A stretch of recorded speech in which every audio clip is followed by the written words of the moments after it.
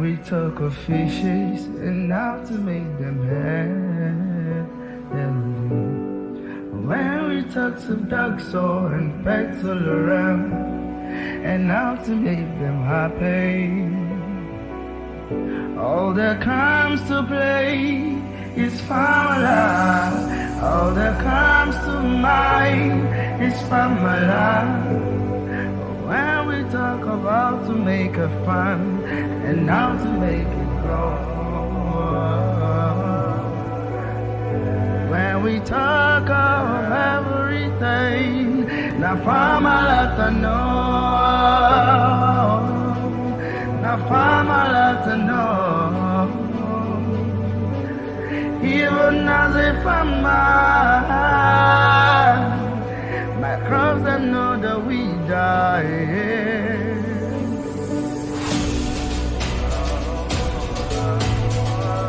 In education, we are things. Information, we are fair. Sensitization, we number one.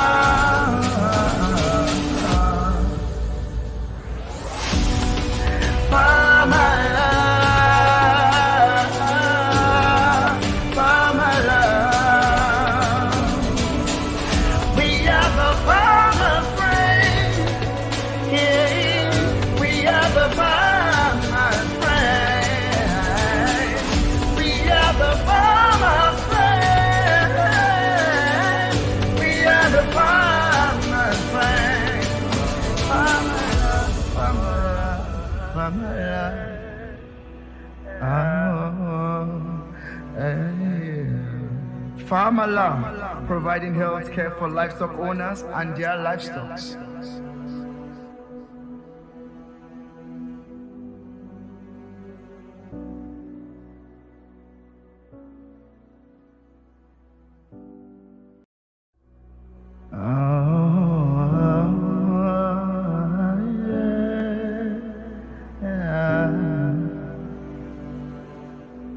When we talk of fishes and how to make them healthy. When we talk of ducks and pets all around and how to make them happy. All that comes to play is family. All that comes to mind is family. When we talk about to make a fun and how to make it grow. When we talk of everything, now family to know. Now family to know. Even as if I'm my crops that know that we die.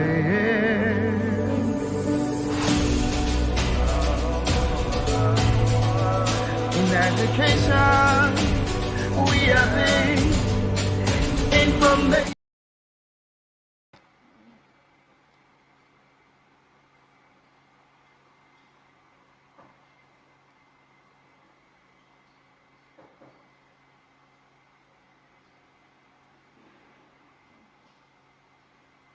We're still waiting for time.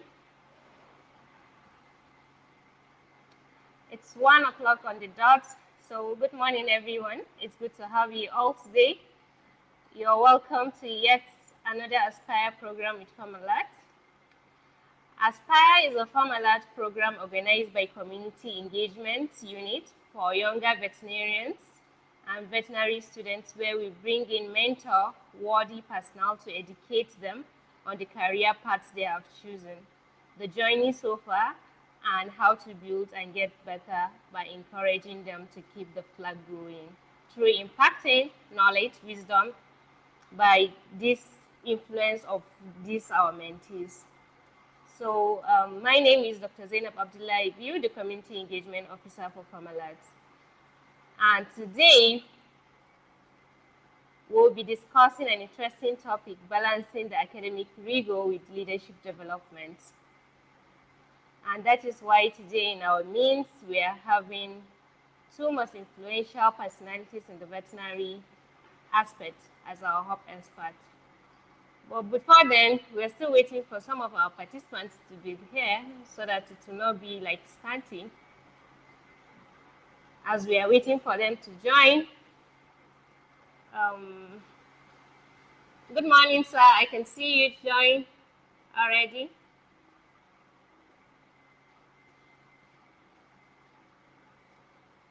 Good morning, sir.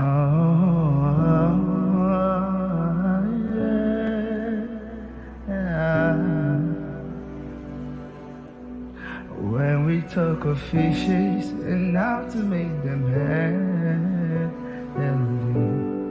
When we talk of dogs and pets all around and how to make them happy.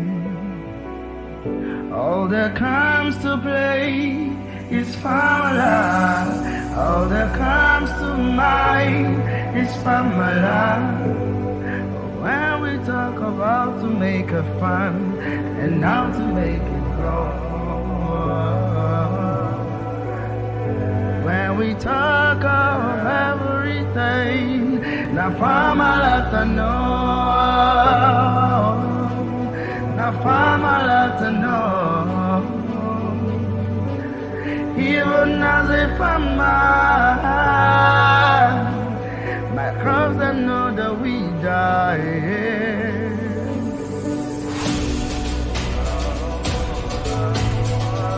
In education, we are things. Information, we are fast. Sensitization, we number one.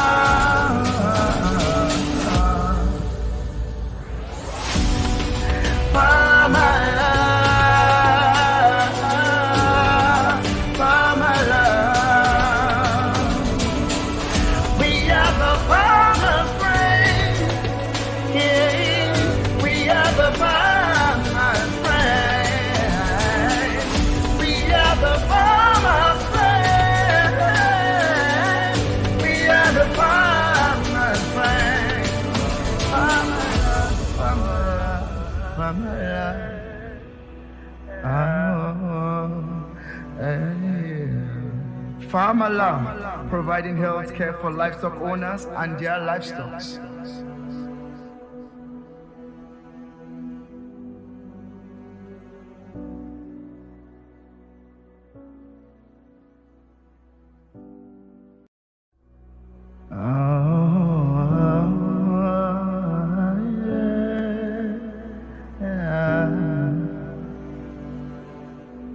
When we talk of fishes and how to make them healthy. When we talk of dogs and pets all around and how to make. So, good morning, everyone. It's good to have you all today. You're welcome to yet another episode of Aspire program with Farmalat. Aspire is a Farmalat program organized by Community Engagement Unit for younger veterinarians and veterinary students, where we bring in mentor-worthy personnel to educate them on the career path they have chosen, the journey so far, and how to build and get better by encouraging them to keep the flag going through impacting knowledge, wisdom by the influence of these mentors. So my name is Dr. Zainab Abdullah Ibiu, the Community Engagement Officer for Farmalat. And today we'll be discussing an interesting topic, balancing the academic rigor with leadership development. And that is why today in our meets, we are having two most influential personalities in the veterinary aspect as our hub expert. Permit me to welcome Dr. Ngozi Mohammed, Dr. Abu Ibinenza. But first of all, I would like to call on Dr. Mohammed Goji, who is the first hub expert. But before then, I would like to mention a few things about this great personality here. Dr. Goji Mohammed is an emergency and a humanitarian analyst who earned his first degree from University of Maiduguri and his Master's of Science degree in Epidemiology and Biostatistics from University of Putra, Malaysia. He is a Fellow of Royal Society for Public Health, UK, who has experience in various areas of work that includes advocacy, capacity building, epidemiological activities, and research that includes non-communicable disease, technical research on malaria project, reproductive health, psychosocial support, and gender-based violence intervention in emergencies.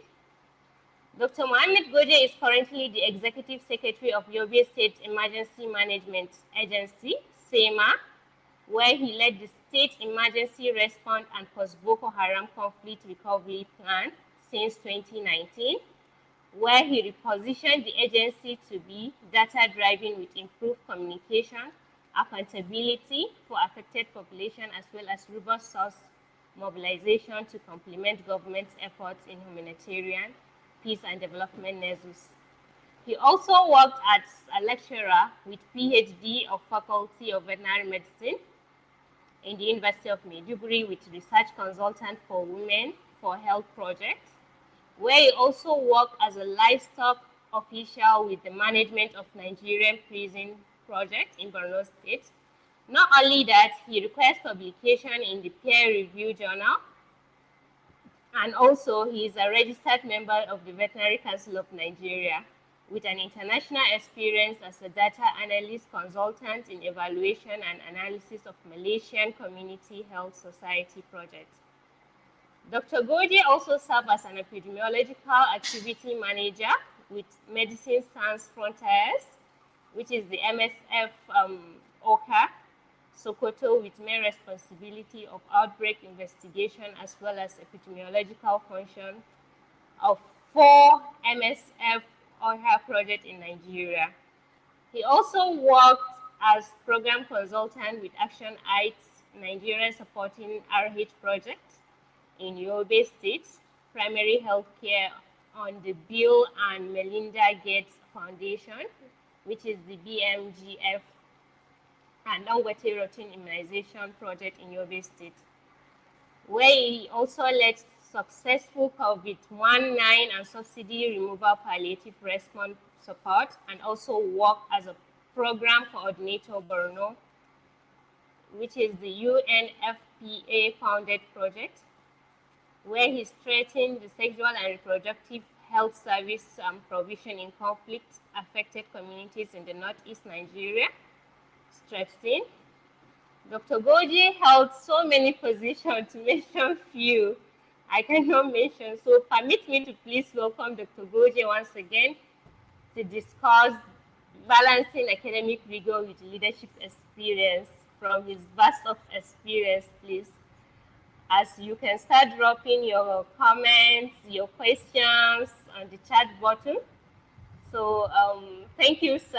Despite your tight schedule, you still happen to be here with us. Sir, you are truly welcome. The mic is yours. Thank you very much, and thanks for this opportunity. And I want to apologize for the mix-up in timing, and I hope next time it won't happen again. So I apologize.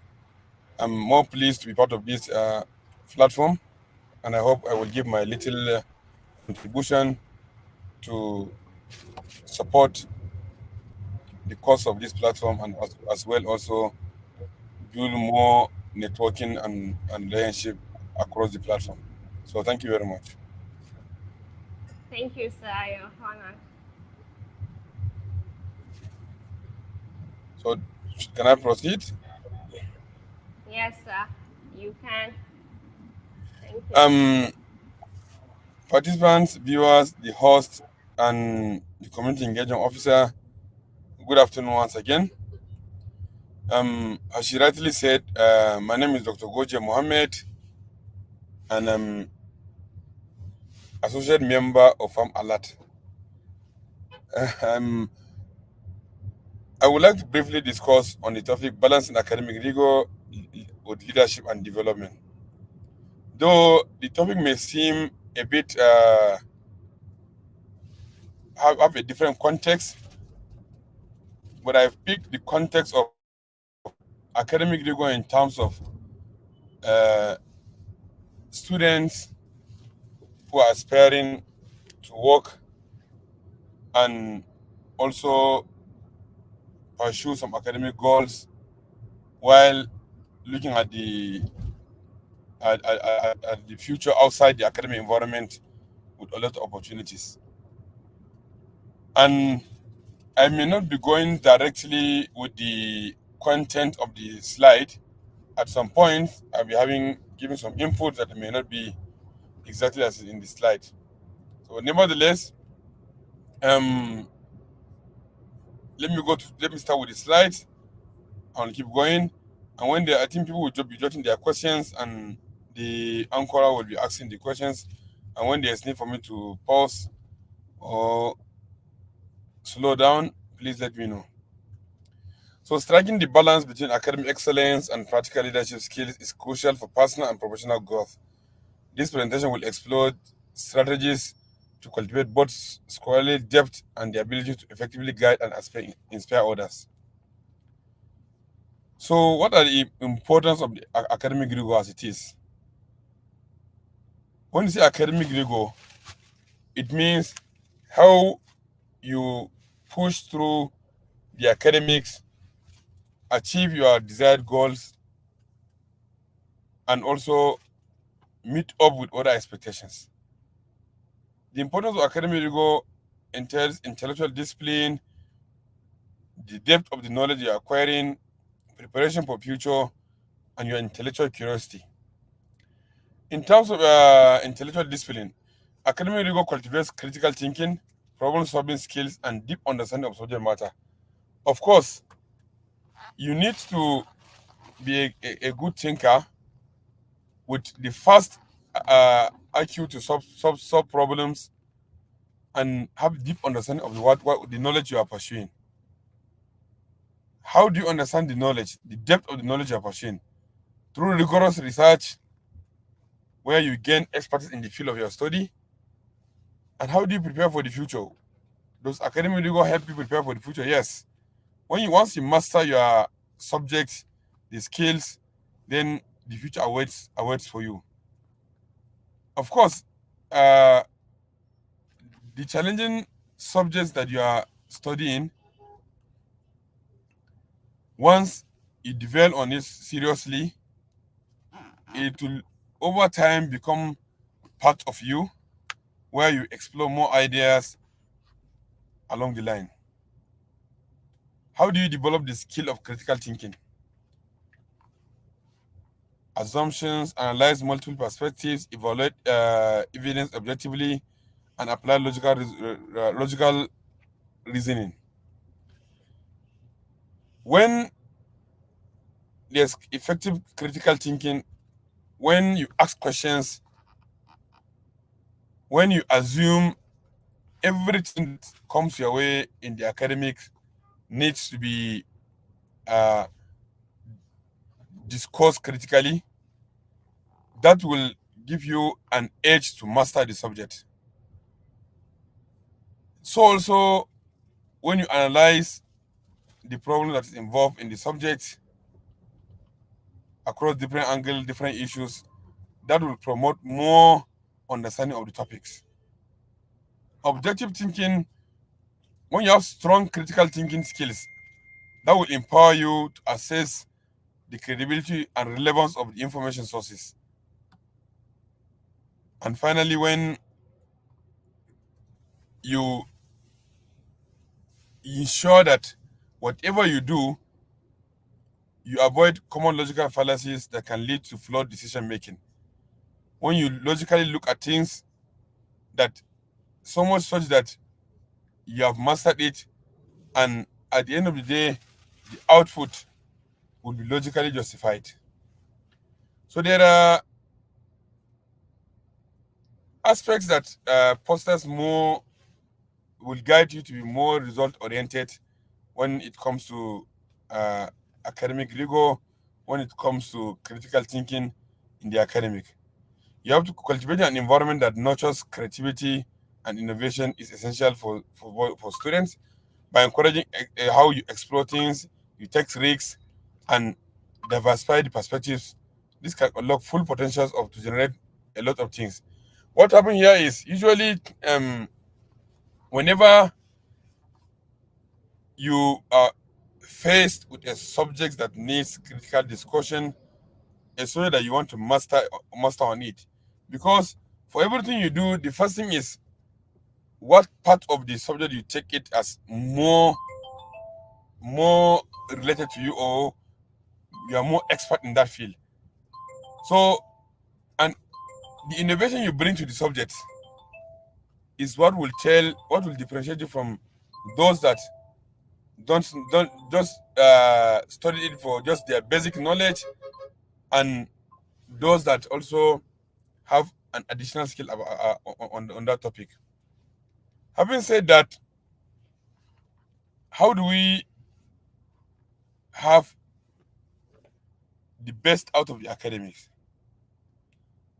There's need to build an effective communication abilities. The three communication skills: active listening, that would help you to learn more in the field; cultivate the skill of truly listening to others, understanding their perspective, and responding thoughtfully. If you don't listen well, you can't respond thoughtfully. What will you gain from listening? What will you get from the academic environment? What will you get from being a critical thinker? There's this skill that very few people have it, but of course we can all get it. Public speaking skill, and you can gain it by regular opportunities to present ideas and engage in audience. This is one of the examples. Many examples are in schools, in groups. When you discuss ideas, when you discuss things, you share your views, people share their views. Before you know, you become an expert in public speaking. And public speaking helps because the apart from the academic skills that you get, apart from the additional skill that you get from the academics, when you go out to the public in terms of leadership and development, public speaking skill is key. Because if you don't speak in the public, if you don't have skills of how you speak in the public, you don't even have the chance to express your skills. You don't have the chance to tell people what you know better. Written expression. Develop concise, compelling written communication abilities to convey complex concepts clearly. There are applications that people will ask you, write a cover statement. As simple as a cover statement, you have the skills, you have the ability, you have all the qualification, but you lose a lot of opportunities because you don't know how to write a cover statement. So, and cover statement entails summarizing your expertise, your experience, your background in a simplified form, maybe one pager, that if an expert that wants to hire you, that wants to engage you, sees that at a glance, will know this is what I want and this is what I'm looking for. I think going to the future, we'll look at opportunity how to guide people on how to do this. Then, how do you cultivate problem solving skills that we learn from the academic environment, and we'll translate it to the future in terms of leadership and development? Effective communication, active listening, express ideas clearly, empathy and understanding, appraise diverse perspectives. No matter the skills that you have, others come with a different perspective of that skill. Appreciate it and digest it. Share responsibility. Always try and contribute something to the discussion. Don't be someone that always listens or always want to say his own. So these three aspects will guide your skills and will also prepare you to opportunities outside the academic environment, outside the rigor of studies, and also improve your leadership and development opportunities. Integrating leadership opportunities.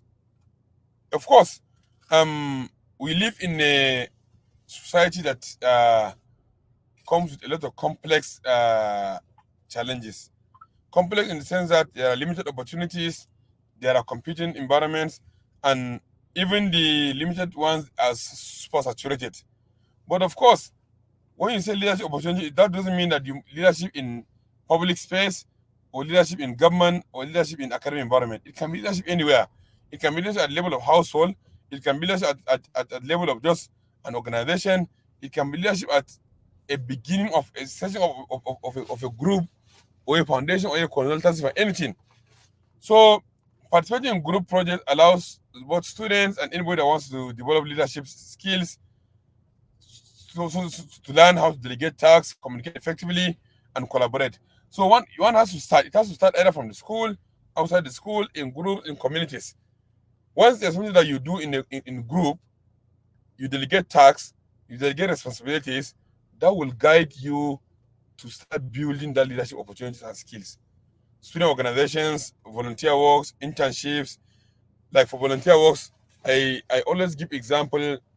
There were students that I sponsored through a small scholarship scheme, and part of the requirement is apart from the class of the CGPA of 2.5, whenever you're on break, you must bring an evidence that you have done a community service in your community, be it clearing of waterways, be it helping the needy, be it extra lesson to secondary school students. Just you must do something that justifies that you are contributing to your community before you earn another pay for the next session. So these are things that over time builds the leadership skills and gives you opportunities to even aspire and look for opportunities outside your skills. How do you balance academic rigor with extracurricular activities to learn leadership skills that will build you for the future? Of course, you have to prioritize your academics. You must maintain a strong academic foundation because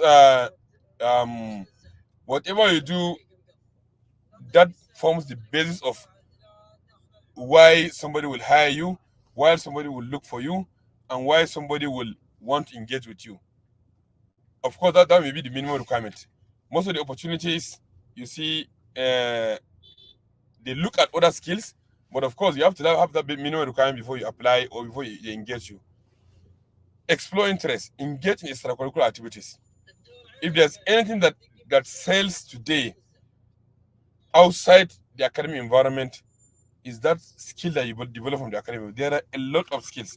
There are skills that are not even tapped now. There are a lot of skills that once you have them, it gives you opportunity to be engaged. But not only having that skills that matters, how you present that skills. There was this example that I keep giving to people, to audience. Someone with a good academic background, good class of degree, is looking for opportunities outside his already existing academic environment. He may be a lecturer, he may be a student, but he's looking for opportunity outside the academic environment. And he approached me, and I asked him to share his CV with me. When I saw the CV, it was just a copy and paste from a business center. Of course, he has the requirement, he has good class of degree, he has gone to a good university, but then the CV is not well packaged to attract opportunities. So when I took time and reviewed his CV, edited the CV, and shared back with him, he was shocked because he felt like this is not my CV. But it is from the same content that he sent to me that I extracted and I packaged to the attention, to the attraction of those that will engage him. So part of the skills that one will gain from extracurricular activity is how to even package yourself, how to present yourself, how to show that you have that leadership skill, how to show that you are ready for the opportunities matters also. Of course, effective time management is key. There are a lot of things that goes along with time. there were a lot of opportunities out there that brings money to the table, that gives satisfaction, but we are not tapping those opportunities. And most of them are time bound.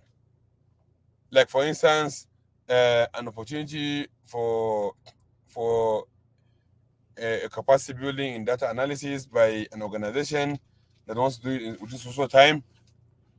These are time bound opportunities that is only when you manage, apply, engage on time that you will be have the opportunity to even see or present yourself. There are other opportunities, or there are other instances of time management, how you manage effective time that helps you to succeed by ensuring that whatever you do, you rate it based on the timeline that is defined. You may be asked to present your skills within 2 minutes. You may be asked to make a presentation on some topic within 5 minutes. You may be asked to do it. So time management is another skill on its own that you can learn from the academic environment, and that can also help you in leadership development and other opportunities outside the context of the topic that we are discussing. Mentorship and guidance for students. This is just an addition. Of course, everybody needs a mentor. We all need mentors, and nobody uh, um, uh, progresses or sees opportunities just like this.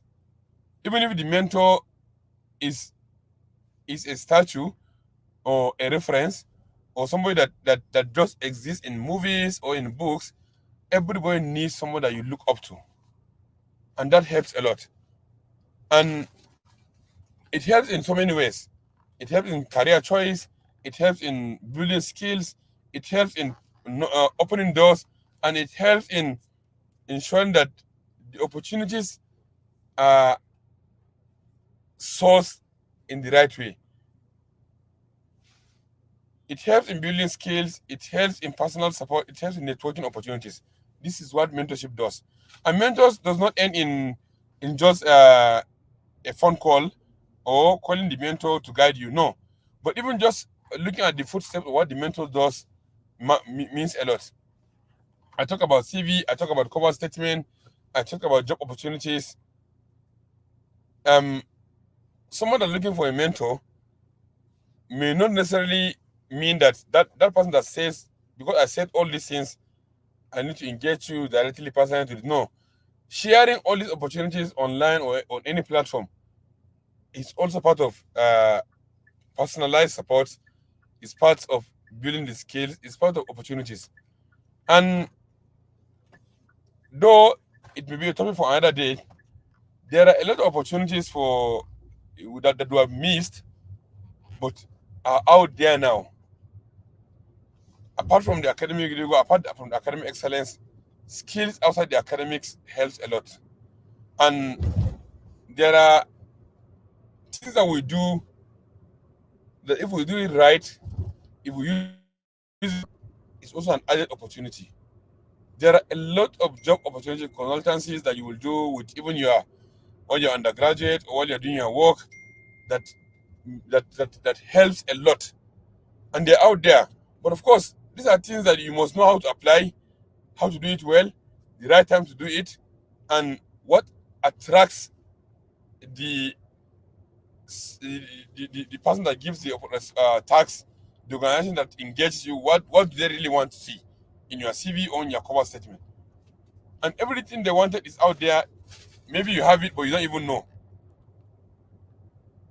I give example. I shared my CV with someone once, and he asked me why is it that my qualification is at the 6th page.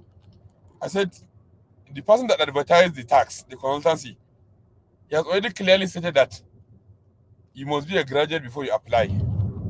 So he doesn't want to see my qualification. He knows that since I've applied, I'm a graduate. That's it. So what will attract him is to show him things that he will see that makes him attractive, so that he will continue looking into my resume. So we will keep discussing. I'm available for other opportunities. Finally, um, these are some few statistics. As I said earlier, I'm on transit, and I I wanted to have discussed longer on this topic so that we'll share more ideas and views. These are the few things that I've said, but I'm open for question and answers. My battery is very low, but I still have some time to respond to question and answers, and I still have opportunity to appear next time on other different topics. Maybe Okay, so writing an acceptable resume, maybe seeking job opportunities, or maybe anything. Yeah. okay, so thank you, sir, for this for sharing this with us. This wonderful and interesting information. I must confess that you are really a mentor to a lot of people because a lot of people have testified to that within both within and outside the veterinary aspect. So once again, thank you, sir. And I think we're having a lot of questions directed to you. And you said something about having a low battery.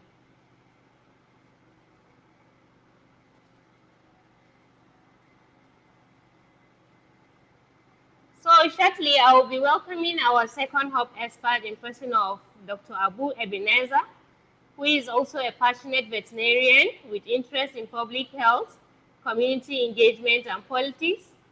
He is a graduate from the Faculty of Veterinary Medicine, University of Abuja 2023, and currently undergoing his compulsory National Youth Service under Department of Agriculture and Food Security. He held various leadership positions across different associations from vet school. Amongst his leadership, he was the national president, Nigerian Association of Veterinary Medical Students, NAVEMS. He also led the FMS Secretary General at University of Abuja, the Secretary General, Student Union Government, Abuja, 4 times class representative, and the president of Fellowship of Christian Students. Dr. Abu, Dr. Abu Ebenezer takes initiative whistle-making impact with or without leadership position because during his time as NEVEL's president, one of the outstanding national convention was hosted with the highest attendance from the visiting universities, enabling collaboration with companies, organizations, and held the very first of its kind veterinary students and mentor program where he was awarded. He believes that one day he will have the distinguished privilege to represent his constituency at National Assembly, thus furthering part in veterinary profession in Nigeria. So please permit me to welcome Dr. Abu Ebenezer for his presentation, and please don't forget to drop your comments, your questions on the chat button. So thank you, sir. The mic is yours. All right, thank you so much for this opportunity. Before I start, since our previous speaker, Dr. Wandi complained about the low battery, can you quickly answer the question directed to me before I comment? Is that possible? Okay, let me just do it this way. So, Dr. Goji, can you please come on stage? Yeah, Thank I you, can hear sir. you. Yeah. Okay, there are a lot of questions directed to you from the chat Okay, go ahead. button. Read the question. How do you Yes. balance respect in the African context with the ability to question the norms, especially amid your lecturers who might consider your curiosity as questioning their expert knowledge? Yeah, I think for this one it has we can't run away from our culture and our traditions, and that tells a lot of how we come of age. So what I will recommend is there should be a manner of approach, and it can be two ways. It can be politely, as respectfully as possible, and it can also be as jokingly as possible. You can create it in the form of a joke so that the lecturer will not feel offended, and you can also do it privately. A situation whereby you feel the answer is not coming and you feel the lecturer will feel embarrassed, you can meet the lecturer privately. Nobody's an island of knowledge, but I believe no lecturer will feel in present context. No lecturer will feel asking questions means degrading or something, because most of our present generation lecturers have had an experience studying outside the country, and they have seen how it works. In When I was doing my MSc in Malaysia, at the end of every exam, we read our lecturers, and the lecturer that we read is not performing well. Next session, next semester, they don't take the course. So most people have this experience, and there are a lot of improvements in our universities now. I can see people doing undergraduates coming up with good research that is devoid of plagiarism and a lot of things. So these are a way to go. But of course, the approach matters a lot. Next question. Okay, what is the difference between a mentor, a role model, and a coach? A coach.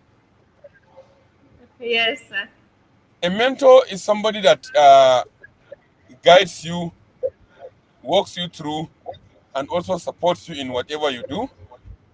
A role model is somebody that you look up to, even if you don't know him. Your role model can be your pastor, can be your imam, can be your lecturer, can be somebody you saw in a book, can be Nelson Mandela that is late, can be anything. But a mentor is someone that is available to guide you, to put you through, is accessible. And I didn't get the last one. A coach. Coach. Oh, coach. Yes, sir. COAH. Yeah. A coach Yes. is it can be your classmate. It can be somebody close to you, that there's no gap. It can be a leader in the group in your team. It can be your class rep. That somebody that just gives you the instance guide on something that you already know. All of you have knowledge, but you need somebody to lead the process. That's a coach. And in leading the process, of course, you see coach has an edge over all of you. So coach is the first stage, then mentor and role model are in parallel opposite direction. Yes. Okay, so Next thank you, question. sir. Another next question is Well, you know as the when you want executive. to ask, let us speak outside. As the executive secretary, you always said, Emmanuel, you have accumulated greatly. How does it compare to rigorous instruction of academic school? Of course, I've missed the academic environment. It's a very nice one, especially if you are doing what you like doing. Teaching biostatistics is one thing I feel I will do over and over time. But of course, there are differences. And academic environment, you deal with people with a guided set of ideas, norms, values, and what of you. But then, as executive secretary of SEMA, um, you meet a diverse network of people who, especially coming from a political background, people who feel that everything that happens is their right. A lot of experiences. But that is topic for another day. When you set your topic on this particular area, we will discuss more. But then there are different things. But more academic environment is more organized with a lot of opportunities for innovations and a lot of opportunities to pass the knowledge to students, especially from the field that you have expertise. So thank you, I think sir. Another uh, question from. is- volunteering is a Okay. key in growing one's leisure and network, but most young people sometimes prioritize earning income mostly because they are financially constrained. How can you balance this? Of course, you one has to start. There are a lot of people that have grown from being volunteers to chief executives, but one has to start from somewhere. And I don't encourage being a volunteer on a zero level. Every volunteer that works in my facility or in other facilities, we encourage them that whatever is it, you can't be coming from a 20-kilometer distance to come and volunteer every day for 30 days without getting anything that will pay your at least your transport. So there are a lot of improvement in that. But of course, there are volunteerism that you are here to learn something. You are volunteering in my office, you want to learn Excel. Okay, and you should have a timeline.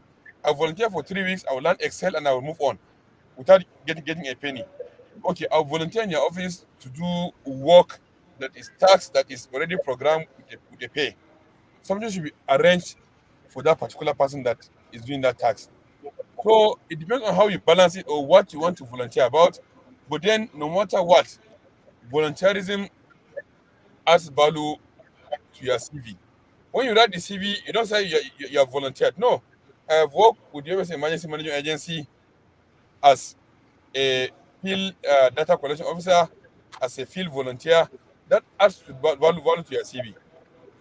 So volunteerism is important in a lot of ways. And the last question is how courage is essential in skill and idea interpretation or presentation. The present generation of youth requires more advocacy and awareness on how to express themselves. That's very good one. Experience self attracts people that want your skills. If you don't express yourself well, nobody sees that value in you. These days, people don't read the papers well. They read your summary of your cover statement, and they want you to talk. They want you to express yourself. They want to tell them you know things. And there are a lot of skills out there online. We spend our money on data. We spend our money doing a lot of things, but there are more skills that you can tap online, and that can help you to achieve a lot of successes. So I think I can see people are more into discussing skills and opportunities. So, Farm Alert, if you can organize another session on that, we'll be there. I'll be available to support. Let me give chance to my colleague to also continue so that we'll not exhaust all the time. Okay, thank you, sir. One more question. Yeah, The majority of the veterinarians, especially from the north, yeah, lacks mentorship spirit.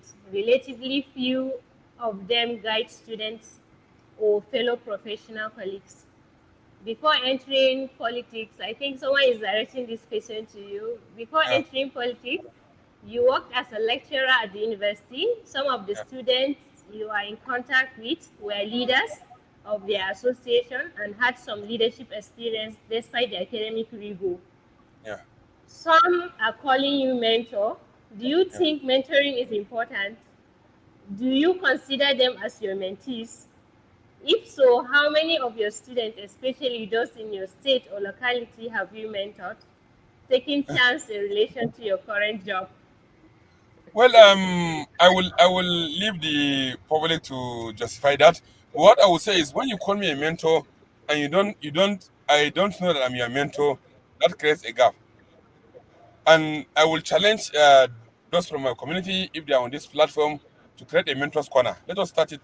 I may be a busy person, but it may not be busy always. Let us have a mentors corner. Let us start something. It's never too late to start.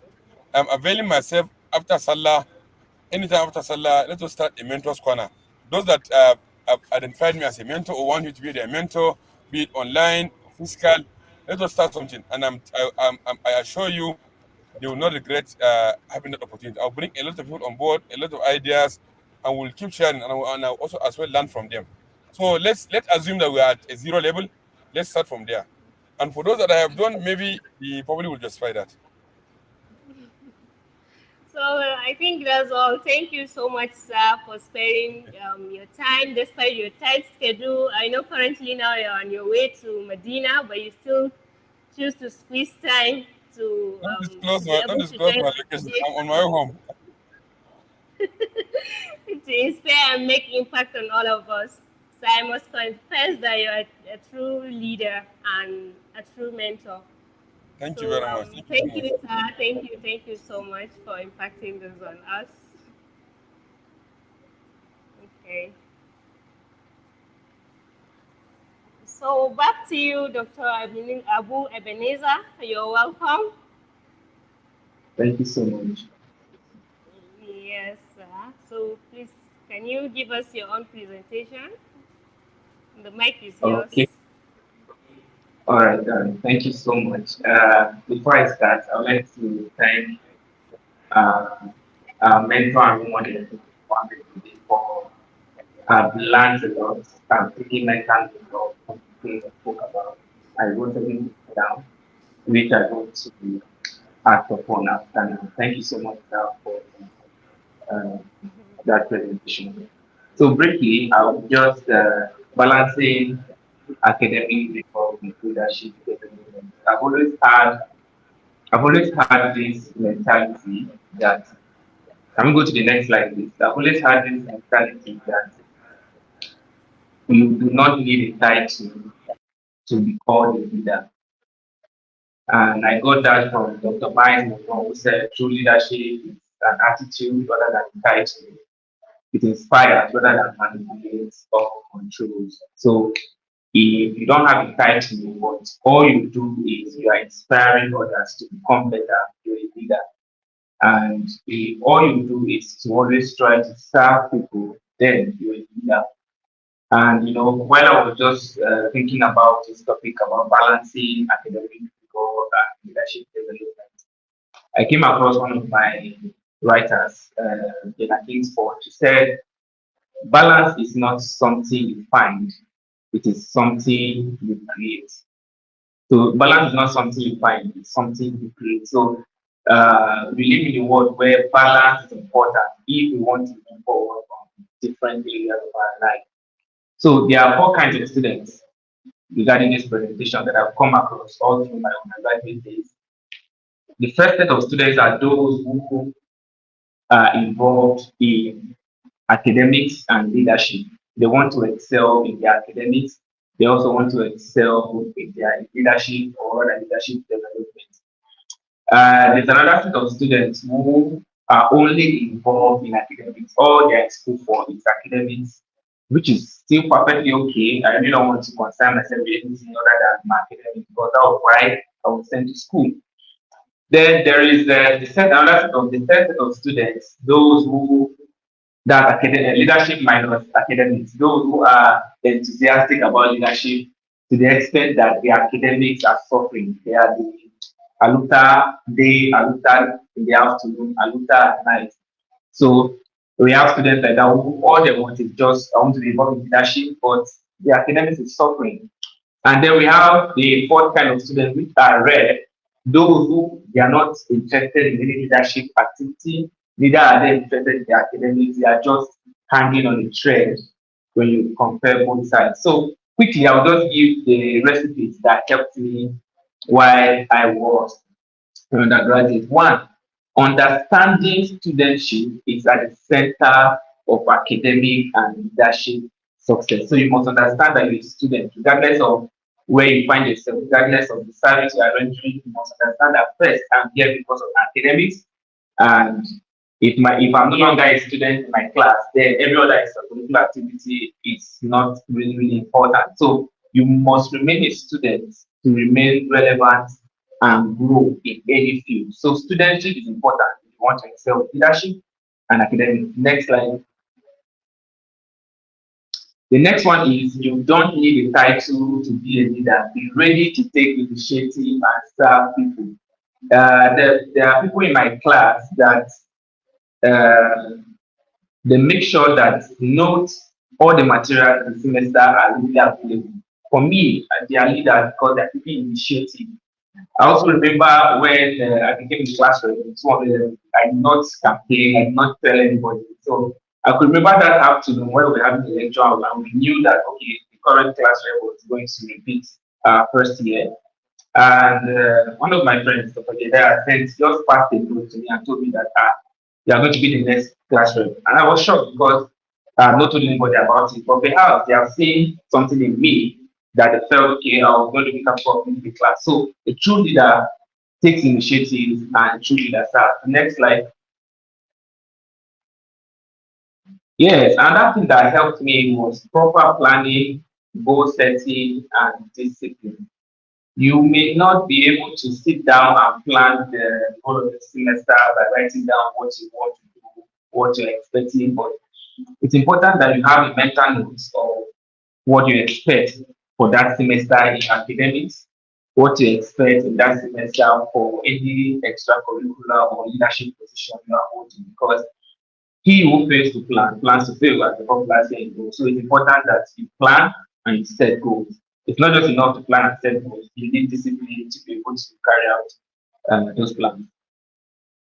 Yes, and core values. You must establish your core values as a person because core values are important in every aspect of our lives, every day of our lives. So, what are those values that drive you?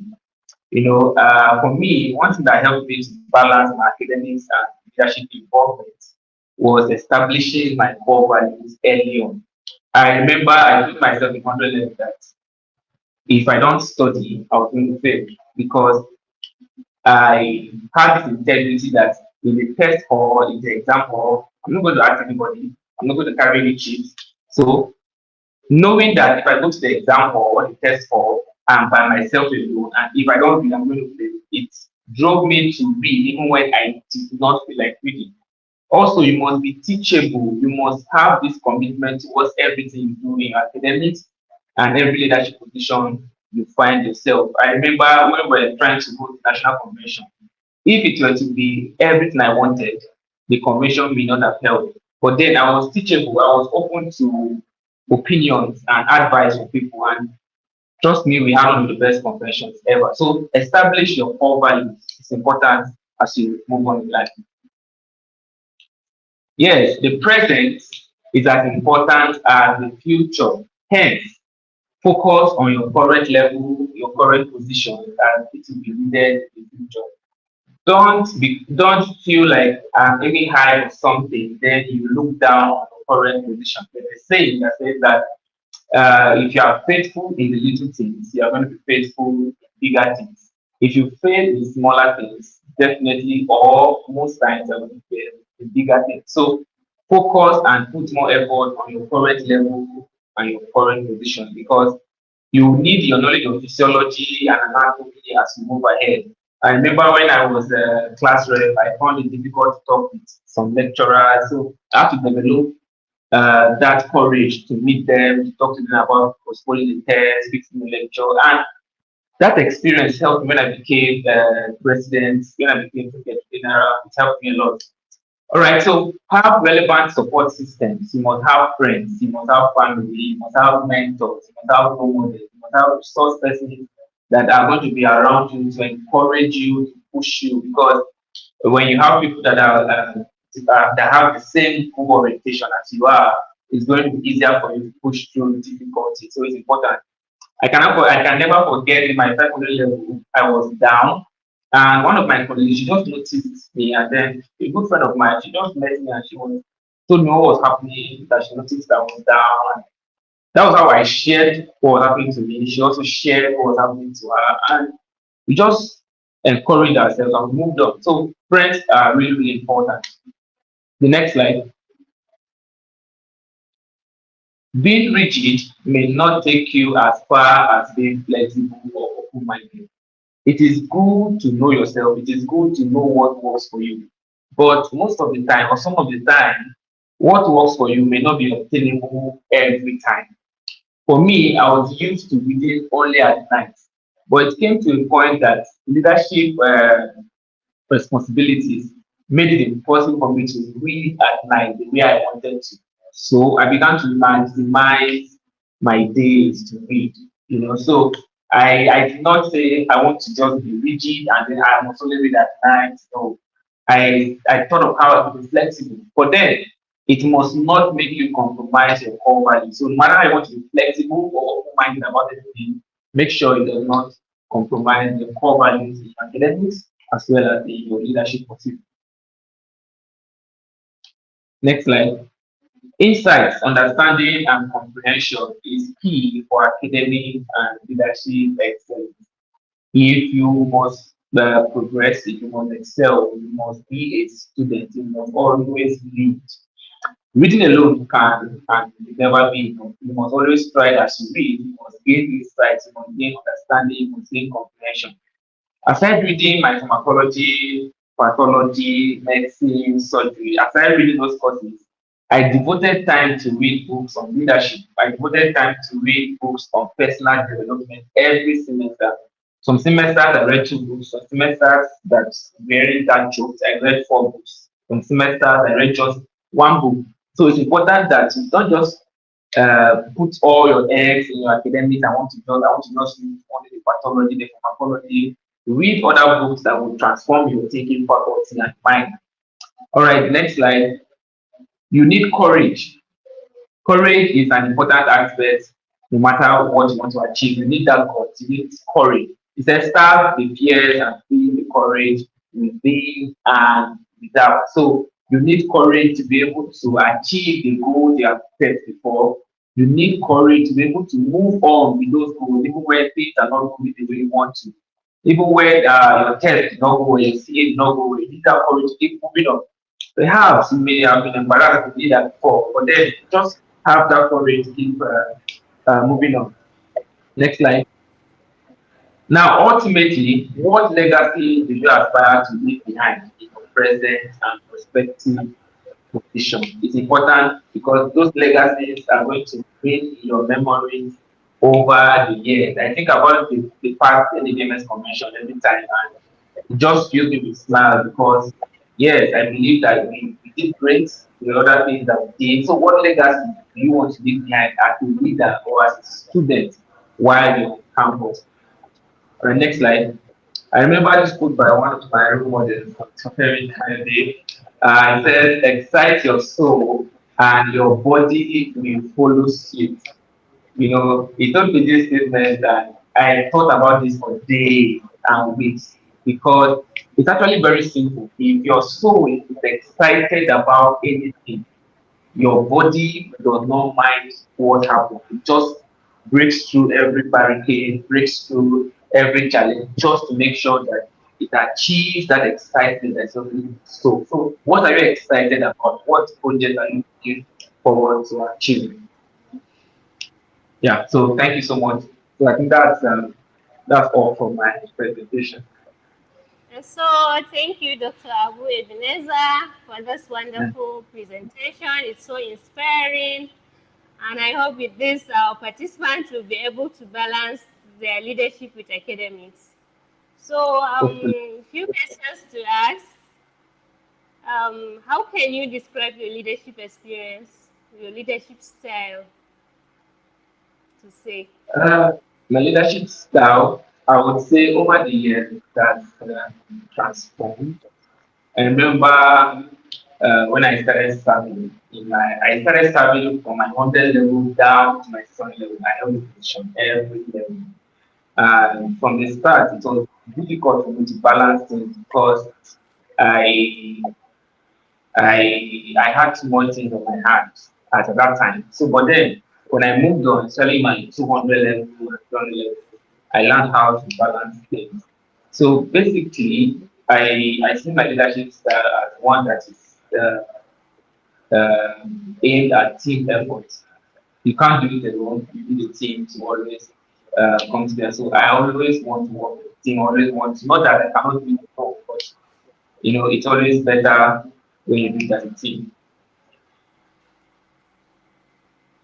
Okay, so how do you think, like, when did you know that you are mentoring a lot of people, like, you are a mentor to a lot of mentees out there? Um, Especially when I was national president, I had quite a number of students. They want to come out with a particular position in their faculty. Some I give them, majority of them I give them the advice.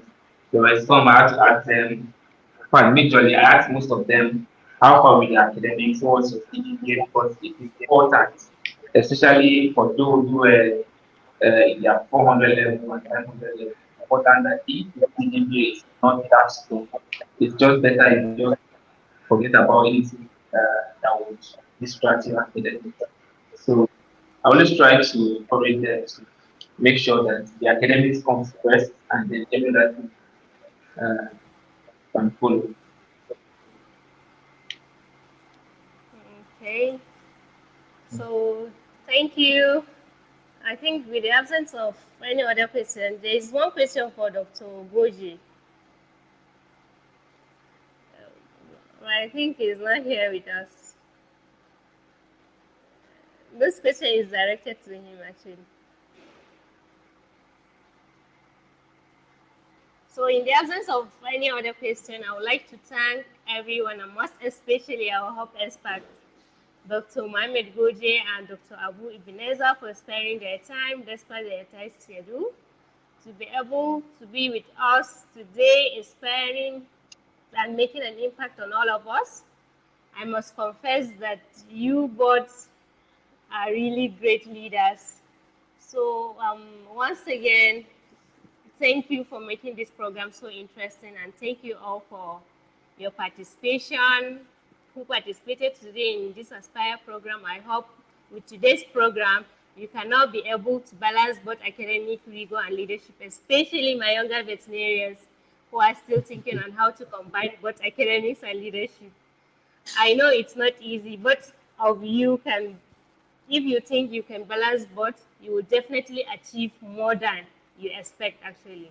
Because I can still remember how I managed to secure vet school, holding several positions despite being the SVG Vice President Unimate.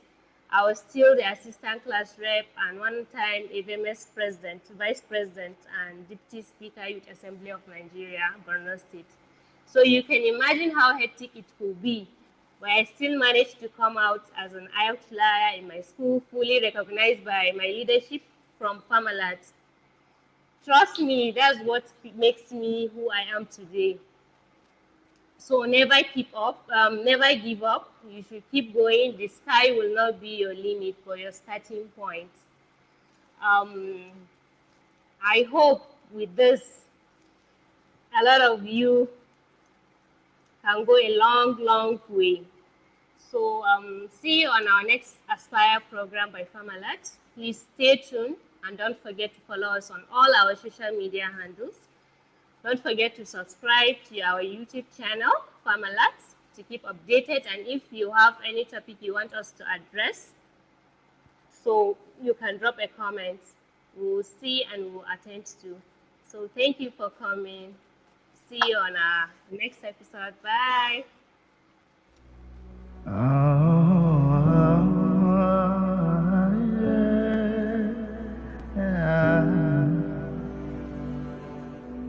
When we talk of fishes and how to make them healthy. When we talk of dogs and pets all around and how to make them happy.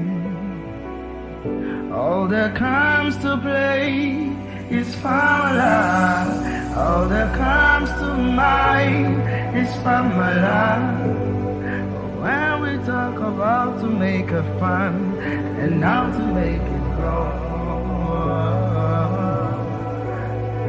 When we talk of everything, na Famala to know. Na Famala to know. Even as if I'm my crops that know that we die.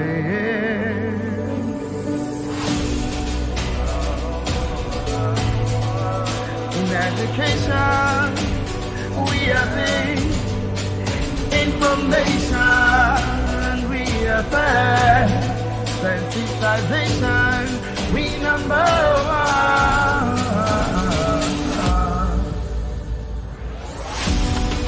Famala.